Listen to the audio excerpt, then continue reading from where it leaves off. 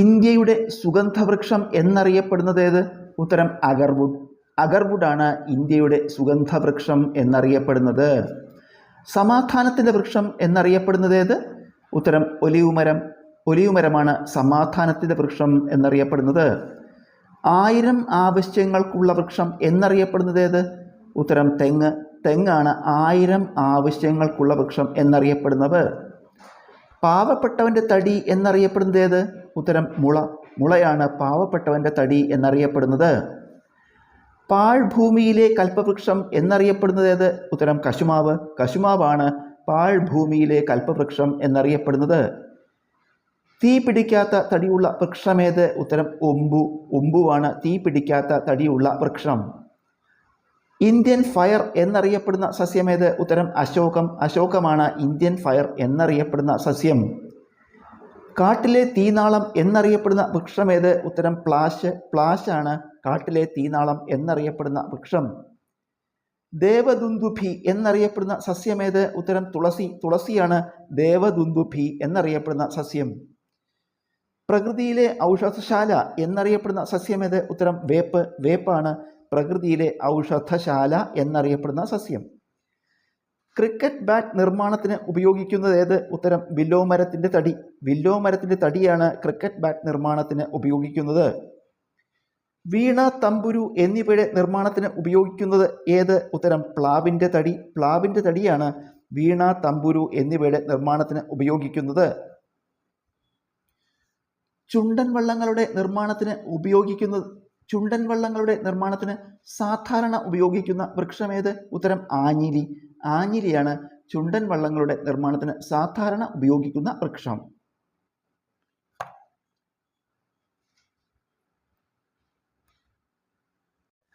ഗ്രാമവികസനത്തിന് ഗ്രാമീണ വായ്പ നൽകുന്ന പ്രധാന ധനകാര്യ സ്ഥാപനം ഏത്? ഉത്തരം നബാർഡ്.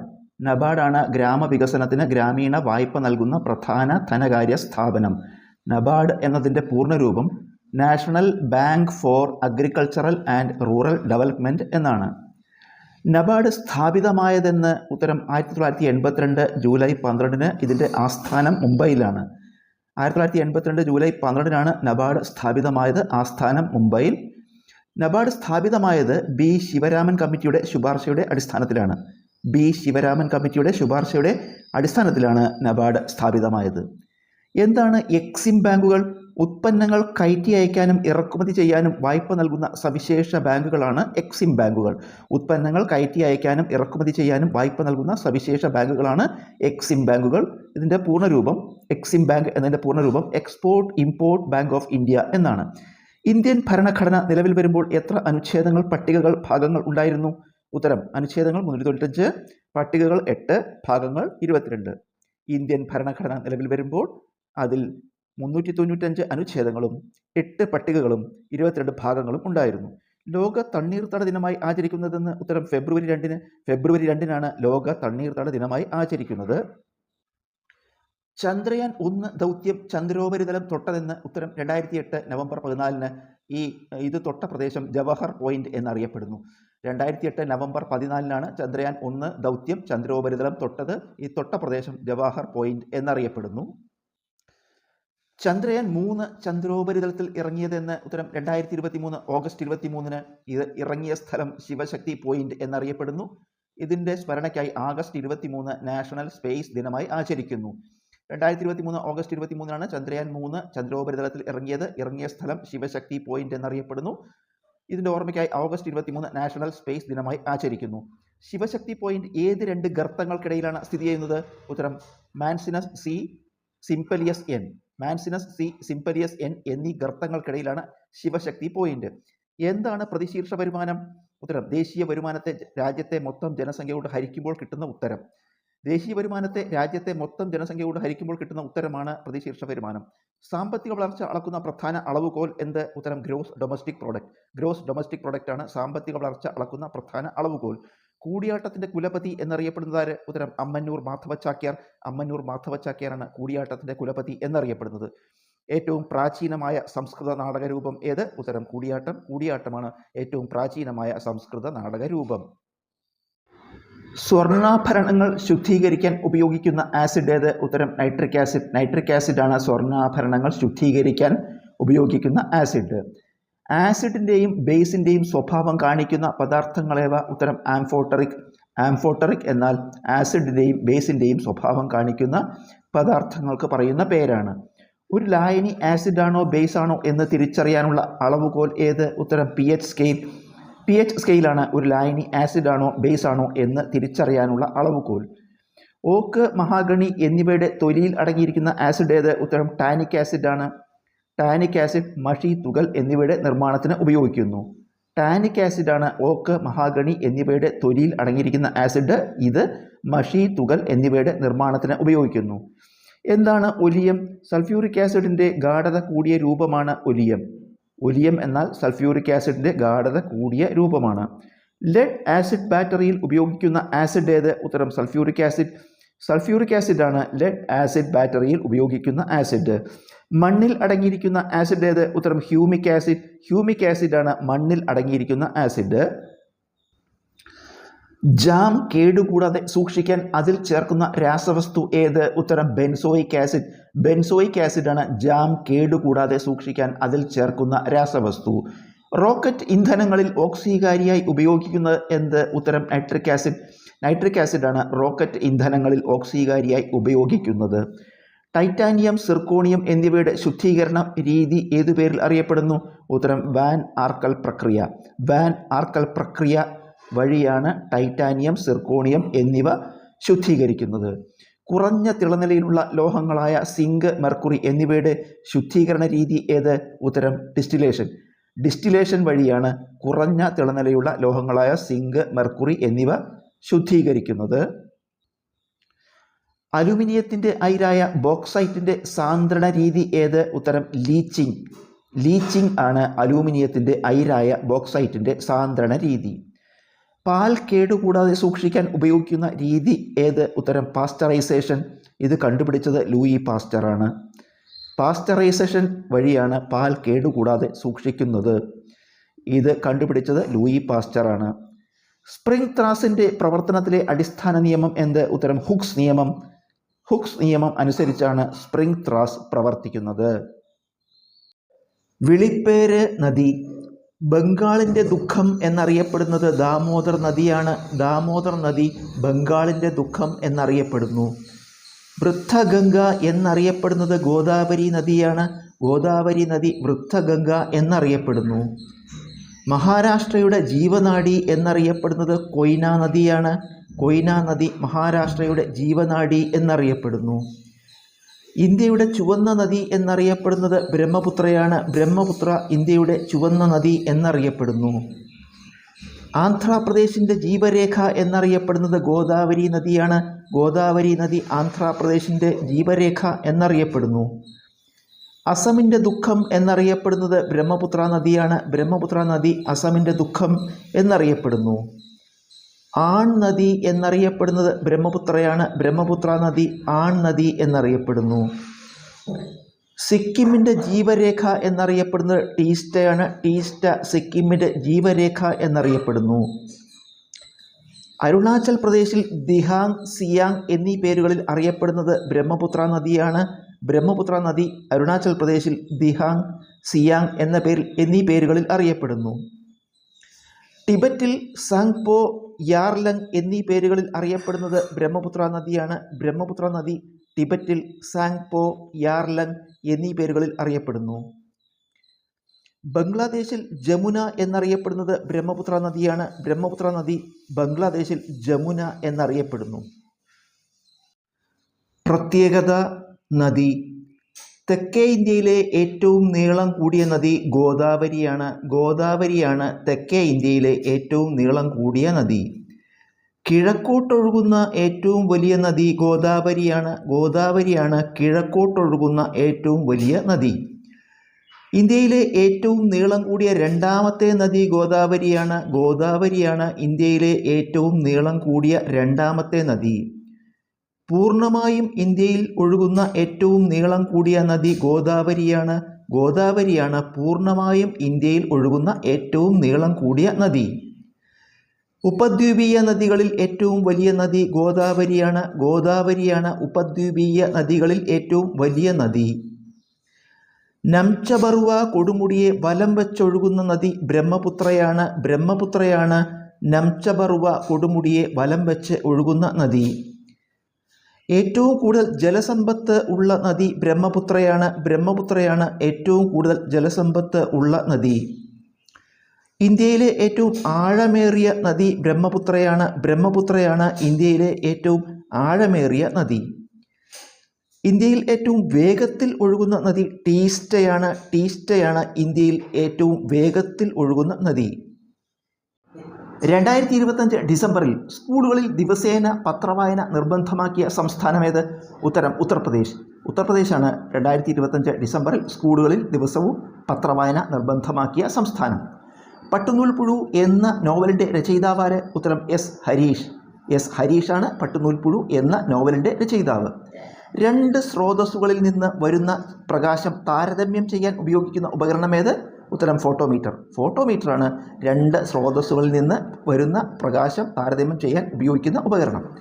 ഒരു പ്രദേശത്തെ ആപേക്ഷിക ആർദ്രത അളക്കാനുള്ള ഉപകരണമേത്? ഉത്തരം ഹൈഗ്രോമീറ്റർ. ഹൈഗ്രോമീറ്ററാണ് ഒരു പ്രദേശത്തെ ആപേക്ഷിക ആർദ്രത അളക്കാനുള്ള ഉപകരണം. ഹൃദയം മാറ്റിവെക്കൽ ശസ്ത്രക്രിയ നടത്തിയ ഇന്ത്യയിലെ ആദ്യത്തെ ജില്ലാതല സർക്കാർ ആശുപത്രി ഏത്? ഉത്തരം എറണാകുളം ജില്ലാ ആശുപത്രി. എറണാകുളം ജില്ലാ ആശുപത്രിയാണ് ഹൃദയം മാറ്റിവെക്കൽ ശസ്ത്രക്രിയ നടത്തിയ ഇന്ത്യയിലെ ആദ്യത്തെ ജില്ലാതല സർക്കാർ ആശുപത്രി. ലോക പുകയില വിരുദ്ധ ദിനമായി ആചരിക്കുന്നതെന്ന്? ഉത്തരം മെയ് 31. മെയ് 31 ലോക പുകയില വിരുദ്ധ ദിനമായി ആചരിക്കുന്നത്. കല്ലുവാതുക്കൽ വിഷമദ്യ ദുരന്തം നടന്നതെന്ന്? ഉത്തരം 2000. കല്ലുവാതുക്കൽ വിഷമദ്യ ദുരന്തം നടന്നത്. കാഴ്ച പരിമിതരുടെ പ്രഥമ വനിതാ 2020 ക്രിക്കറ്റ് ലോകകപ്പ് ജേതാക്കളാര്?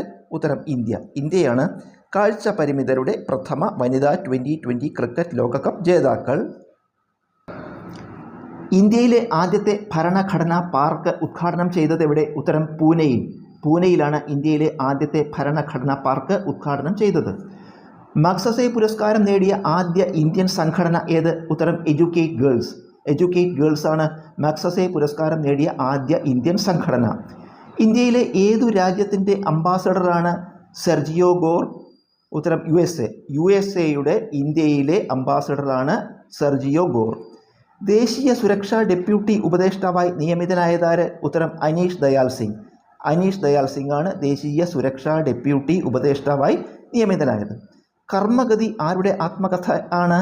ഉത്തരം MK സാനു. MK സാനുവിൻ്റെ ആത്മകഥയാണ് കർമ്മഗതി. മിന്നൽ പ്രളയത്തെ തുടർന്ന് ഒലിച്ചുപോയ ധാരാലി ഗ്രാമം ഏത് സംസ്ഥാനത്താണ്? ഉത്തരം ഉത്തരാഖണ്ഡ്. മിന്നൽ പ്രളയത്തെ തുടർന്ന് ഒലിച്ചുപോയ ധാരാലി ഗ്രാമം ഉത്തരാഖണ്ഡിലാണ്.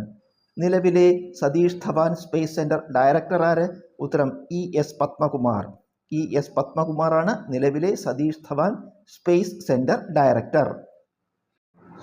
ഇന്ത്യയിലെ ഏറ്റവും വലിയ പീഠഭൂമി ഏത്? ഉത്തരം ഡക്കാൻ പീഠഭൂമി. ഡക്കാൻ പീഠഭൂമിയാണ് ഇന്ത്യയിലെ ഏറ്റവും വലിയ പീഠഭൂമി. ഡക്കാൻ പീഠഭൂമി ഏതെല്ലാം നദികൾക്കിടയിലാണ്? ഉത്തരം നർമ്മദ, കൃഷ്ണ. നർമ്മദ, കൃഷ്ണ എന്നീ നദികൾക്കിടയിലാണ് ഡക്കാൻ പീഠഭൂമി. ഡക്കാൻ പീഠഭൂമിയിലെ ഏറ്റവും പ്രധാന വിള ഏത്? ഉത്തരം പരുത്തി. പരുത്തിയാണ് ഡക്കാൻ പീഠഭൂമിയിലെ ഏറ്റവും പ്രധാന വിള. ഏതെല്ലാം മലനിരകൾക്കിടയിലാണ് ഡക്കാൻ പീഠഭൂമി? ഉത്തരം പശ്ചിമഘട്ടം, പൂർവ്വഘട്ടം. പശ്ചിമഘട്ടം, പൂർവ്വഘട്ടം എന്നീ മലനിരകൾക്കിടയിലാണ് ഡക്കാൻ പീഠഭൂമി. ഇന്ത്യയുടെ ധാതു കലവറ എന്നറിയപ്പെടുന്നത് ഏത്? ഉത്തരം ഛോട്ടാ നാഗ്പൂർ പീഠഭൂമി. ഛോട്ടാ നാഗ്പൂർ പീഠഭൂമിയാണ് ഇന്ത്യയുടെ ധാതു കലവറ എന്നറിയപ്പെടുന്നത്. ഇന്ത്യയുമായി ഏറ്റവും നീളം കൂടിയ അതിർത്തി പങ്കുവയ്ക്കുന്ന രാജ്യമേത്? ഉത്തരം ബംഗ്ലാദേശ്. ബംഗ്ലാദേശാണ് ഇന്ത്യയുമായി ഏറ്റവും നീളം കൂടിയ അതിർത്തി പങ്കുവയ്ക്കുന്ന രാജ്യം. ഇന്ത്യ ഏതെല്ലാം രാജ്യങ്ങളുമായി അതിർത്തി പങ്കിടുന്നു? ഉത്തരം പാകിസ്ഥാൻ, അഫ്ഗാനിസ്ഥാൻ, ചൈന, ഭൂട്ടാൻ, നേപ്പാൾ, മ്യാൻമർ, ബംഗ്ലാദേശ്. ഇങ്ങനെ 7 രാജ്യങ്ങളുമായി. പാകിസ്ഥാൻ, അഫ്ഗാനിസ്ഥാൻ, ചൈന, ഭൂട്ടാൻ, നേപ്പാൾ, മ്യാൻമർ, ബംഗ്ലാദേശ് ഇങ്ങനെ 7 രാജ്യങ്ങളുമായാണ് ഇന്ത്യ അതിർത്തി പങ്കിടുന്നത്.